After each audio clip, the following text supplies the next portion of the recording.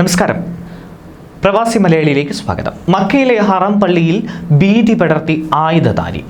ഒടുവിൽ അയാളെ കീഴടക്കി. വിശുദ്ധ മക്കയിലെ മസ്ജിദുൽ ഹറമിൽ വെച്ച് ജനങ്ങൾക്കിടയിൽ ഭീതി സൃഷ്ടിച്ച് നീങ്ങിയ ഒരാളെ ഹറം ഷെരീഫ് സുരക്ഷാ വിഭാഗം അറസ്റ്റ് ചെയ്യുകയായിരുന്നു. കൈ ഉയർത്തി അത്യുച്ചത്തിൽ മുദ്രാവാക്യം മുഴക്കി നീങ്ങുകയായിരുന്നു ഇയാൾ. മാത്രമല്ല, ഇയാളിൽ നിന്ന് കത്തി കണ്ടെടുക്കുകയും ചെയ്തു.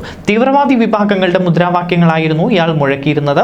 കൃത്യസമയത്ത് ഇടപെട്ടതുകൊണ്ട് ഹറം പോലീസ് ഇയാളെ ഉടനടി കീഴ്പ്പെടുത്തി. മക്ക പ്രവിശ്യ സുരക്ഷാ വകുപ്പ് വ്യാഴാഴ്ച ആണ് ഈ വിവരം വെളിപ്പെടുത്തിയത്. ഹറം പള്ളിയുടെ ഒന്നാം നിലയിൽ കഴിഞ്ഞ ചൊവ്വാഴ്ച അസർ നിസ്കാരത്തിന് ശേഷമായിരുന്നു സംഭവം.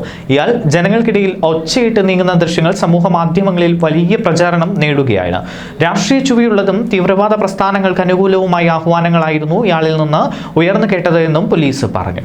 ഇയാൾക്കെതിരെ നടപടികൾ കൈക്കൊള്ളുമെന്നും പോലീസ് അറിയിച്ചു. ഹറമുകൾ ആരാധനാ അനുഷ്ഠാനങ്ങൾക്കും ആത്മീയ കാര്യങ്ങൾക്കും മാത്രമാണ് എന്ന ഇസ്ലാമിക രീതിക്കും സൗദിയുടെ പ്രഖ്യാപിത നയത്തിനുമെതിരെയായിരുന്നു ഇയാളുടെ ചെയ്തികളെന്നാണ് വിലയിരുത്തൽ. തീവ്രവാദ ഗ്രൂപ്പിൽപ്പെട്ടയാളാണ് ഇയാളെ എന്ന് വിവരമുണ്ട്.